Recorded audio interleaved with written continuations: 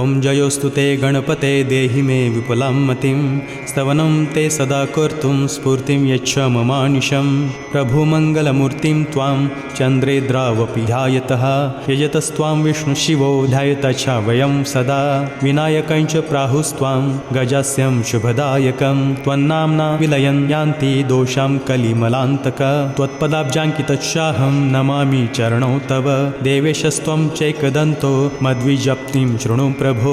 कुरु त्वं मयि वात्सल्यं रक्ष मां सकलानिव विघ्नेभ्यो रक्ष मां नित्यं कुरु मे चाखिलः क्रियः गौरीसुतस्त्वगणेशः शृणु विज्ञापनं मम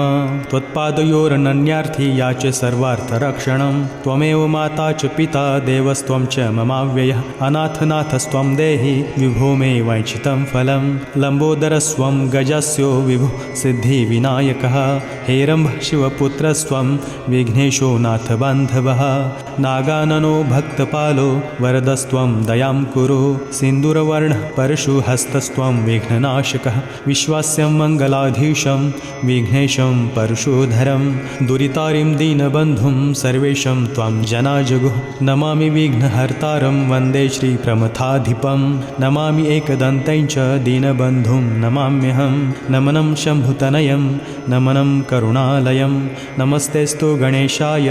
स्वामिने च नमोऽस्तु ते नमोऽस्तु देवराजाय वन्दे गौरीसुतं पुनः नमामि चरणो भक्त्या भालचन्द्रगणेशयोः नैवास्त्याश्च मच्चिते त्वद्भक्तेस्तवनस्य च भवेत्येव तुमच्चिते ह्याशा च तव दर्शने अज्ञानश्चैव मूढोऽहं ध्यायामि चरणो तव दर्शनं देहि मे शीघ्रं जगदीशं कृपां कुरु बालकच्छमल्पज्ञः सर्वेषामसि चैश्वरः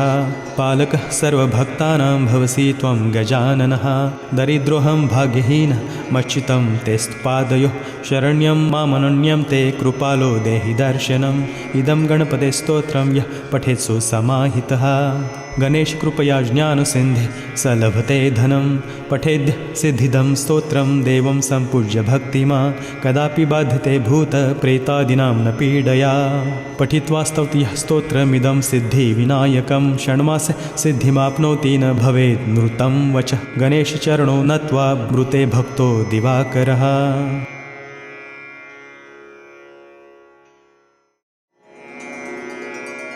ॐ जयोस्तु ते गणपते देहि मे विपुलां मतिं स्तवनं ते सदा कर्तुं स्फूर्तिं यच्छ ममानिशं प्रभुमङ्गलमूर्तिं त्वां चन्द्रेद्रावपि ध्यायतः यजतस्त्वां विष्णुशिवो ध्यायत च वयं सदा विनायकञ्च प्राहुस्त्वां गजास्यं शुभदायकं त्वन्नाम्ना विलयन् यान्ति दोषां कलिमलान्तक त्वत्पदाब्जाङ्कितच्चाहं नमामि चरणौ तव देवेशस्त्वं चैकदन्तो मद्विजप्तिं शृणु प्रभो कुरु त्वं मयि वात्सल्यं रक्ष मां सकलानिव विघ्नेभ्यो रक्ष मां नित्यं कुरु मे चाखिलः क्रियः गौरीसुतस्त्वगणेशः शृणु विज्ञापनं मम त्वत्पादयोरनन्यार्थी याच सर्वार्थरक्षणं त्वमेव माता च पिता देवस्त्वं च ममाव्ययः अनाथनाथस्त्वं देहि विभो मे वाञ्छितं फलं लम्बोदरस्त्वं गजस्यो विभुः सिद्धिविनायकः हेरम्बः शिवपुत्रस्त्वं विघ्नेशो नाथबान्धवः नागाननो भक्तपालो वरदस्त्वं दयां कुरु सिन्दूरवर्णः परशुहस्तस्त्वं विघ्ननाशकः विश्वास्यं मङ्गलाधीशं विघ्नेशं परशुधरं दुरितारिं दीनबन्धुं सर्वेशं त्वं जनाजगुः नमामि विघ्नहर्तारं वन्दे श्रीप्रमथाधिपं नमामि एकदन्तं च दीनबन्धुं नमाम्यहं नमनं शम्भुतनयं नमनं करुणालयं नमस्तेस्तु गणेशाय स्वामिने च नमोऽस्तु ते नमोऽस्तु देवराजाय वन्दे गौरीसुतं पुनः नमामि चरणो भक्त्या भालचन्द्रगणेशयोः नैवास्त्याश्च मच्चिते त्वद्भक्तेस्तवनस्य च भवेत्येव तुमच्चिते ह्याशा च तव दर्शने अज्ञानश्चैव मूढोऽहं ध्यायामि चरणो तव दर्शनं देहि मे शीघ्रं जगदीशं कृपां कुरु बालकच्छमल्पज्ञः सर्वेषामसि चैश्वरः पालकः सर्वभक्तानां भवसि त्वं गजाननः दरिद्रोऽहं भाग्यहीनः मच्चितं तेस्तपादयोः शरण्यं मामनन्यं ते कृपालो देहि दर्शनम् इदं गणपते स्तोत्रं यः पठेत् सुसमाहितः गणेश कृपया ज्ञानसिन्धे स लभते धनं पठेद्य सिद्धिदं स्तोत्रं देवं सम्पूज्य भक्तिमान् कदापि बाध्यते भूत प्रेतादीनां न पीडया पठित्वा स्तौति यः स्तोत्रमिदं सिद्धिविनायकं षण्मासे सिद्धिमाप्नोति न भवेत् नृतं वचः गणेशचरणो नत्वा ब्रूते भक्तो दिवाकरः।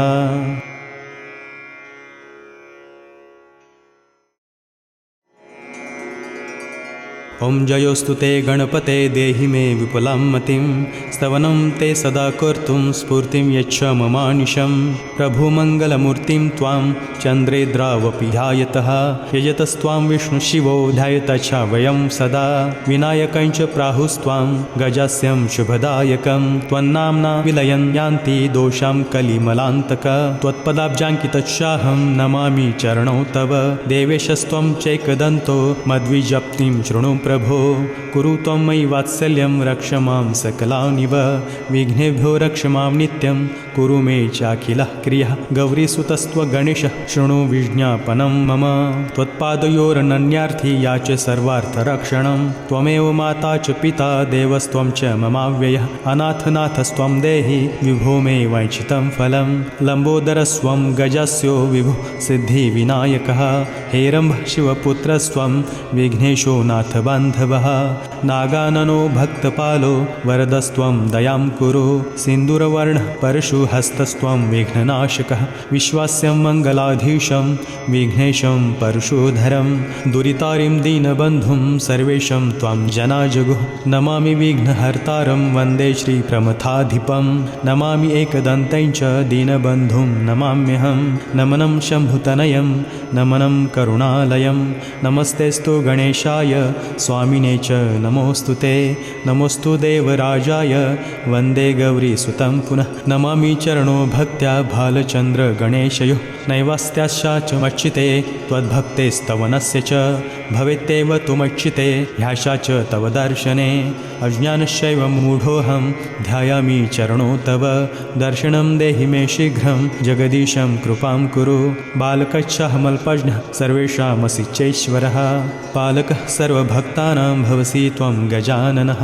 दरिद्रोऽहं भाग्यहीनः मच्चितं तेस्तपादयोः शरण्यं मामनन्यं ते कृपालो देहि दर्शनम् इदं गणपते स्तोत्रं यः पठेत् सुसमाहितः गणेश कृपया ज्ञानसिन्धे स लभते धनं पठेद्य सिद्धिदं स्तोत्रं देवं सम्पूज्य भक्तिमान् कदापि बाध्यते भूत प्रेतादीनां न पीडया पठित्वा स्तौति यः स्तोत्रमिदं सिद्धिविनायकं षण्मासे सिद्धिमाप्नोति न भवेत् नृतं वचः गणेशचरणो नत्वा ब्रूते भक्तो दिवाकरः।